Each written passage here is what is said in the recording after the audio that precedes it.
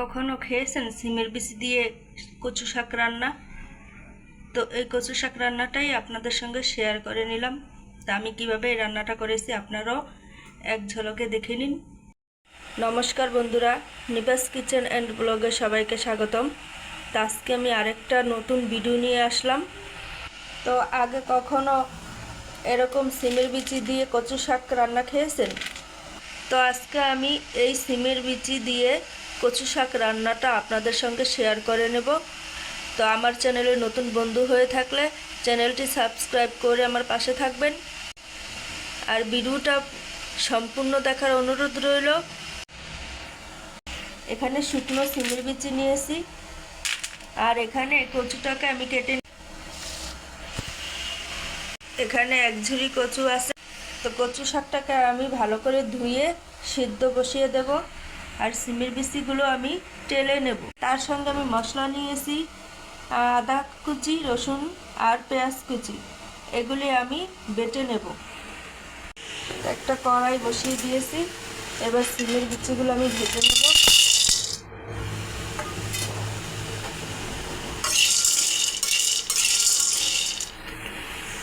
এই যে দেখুন, সিমের বিচির কালার চেঞ্জ হয়ে গেছে আর সুন্দর একটা গন্ধ বের হচ্ছে। তো ভাজা হয়ে গেছে, এবার আমি উঠিয়ে নেব। এই যে সিমের বিচিগুলো আমি নামিয়ে নিয়েছি, এবার জল দিয়ে বিচিটাকে ভিজিয়ে নেব। ততক্ষণে আমি কচু শাকগুলো সিদ্ধ করে নেব। তো এবার ঢাকনা দিয়ে ঢেকে দেব। এই যে দেখুন, কচু শাকটা সেদ্ধ হয়ে কতখানি কমে গেছে, আর জলও উঠে গেছে, আমি একটুকু জল দিইনি। তো কচু শাকটাকে আমি আবার ভালো করে সেদ্ধ করে নেব, আর একটু ঢাকনা দিয়ে ঢেকে দেব।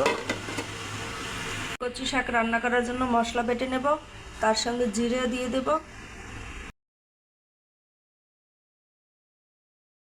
এই যে দেখুন, কচু শাকটা পুরোপুরি সেদ্ধ হয়ে গেছে, এটা নামিয়ে রান্না করে নেব। তো এই যে সিমের বিচিগুলো আমি এইভাবে খোসা বেছে গরম জলে ভিজিয়ে দিয়েছি, নরম হয়ে গেছে। আপনারা এইভাবে শুকনা সিমের বিচি নিলে গরম জলে ভিজিয়ে রাখবেন। এবার কচু শাকটা রান্না করে নেব। সর্ষের তেল, তো এবার আমি ফোড়ন করে নেব। এখানে একটা তেজপাতা, শুকনো মরিচ আর কালো জিরা নিয়েছি। ফোড়নটা ভাজা হয়ে গেছে, এবার বেটে রাখা মশলা দিয়ে দেব।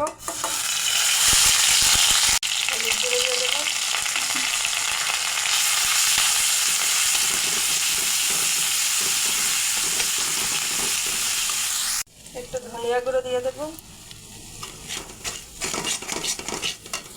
পরিমাণ মতো লবণ, অল্প একটু জল দিয়ে দেব।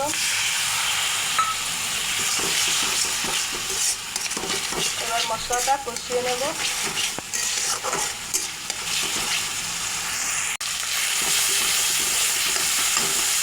এবার সিমের বিচিগুলো দিয়ে দেব।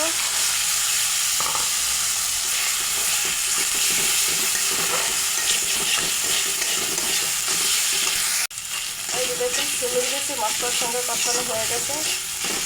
তা আপনারা কোনো কিছু রান্না করলে সবসময় বাটা মশলা দেওয়ারই চেষ্টা করবেন, তাহলে রান্নাটার স্বাদ দ্বিগুণ হয়ে যায়, ভীষণ ভালো লাগে খেতে। তো এবার আমি কচু শাকটা দিয়ে দেব। মশলার সঙ্গে শাকটা মিশিয়ে নেব। এভাবে সিমের বিচি দিয়ে খেয়ে দেখবেন, দারুণ লাগে খেতে।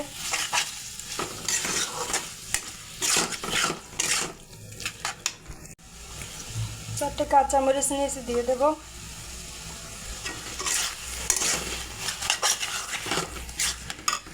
এই যে দেখুন, কচু শাকটা ভাজা হয়ে গেছে। এখন আমি ভাজা জিরা গুঁড়ি দিয়ে দেব। তো ভিডিওটা কেমন লাগলো আপনাদের কাছে অবশ্যই কমেন্ট করে জানাবেন, আর পারলে একটা লাইক শেয়ার করে দেবেন। রান্নাটা হয়ে গেছে, নামিয়ে নেব। তো আবার একটি নতুন ভিডিও নিয়ে ফিরে আসছি। ততক্ষণ আপনারা আমার সঙ্গে থাকুন।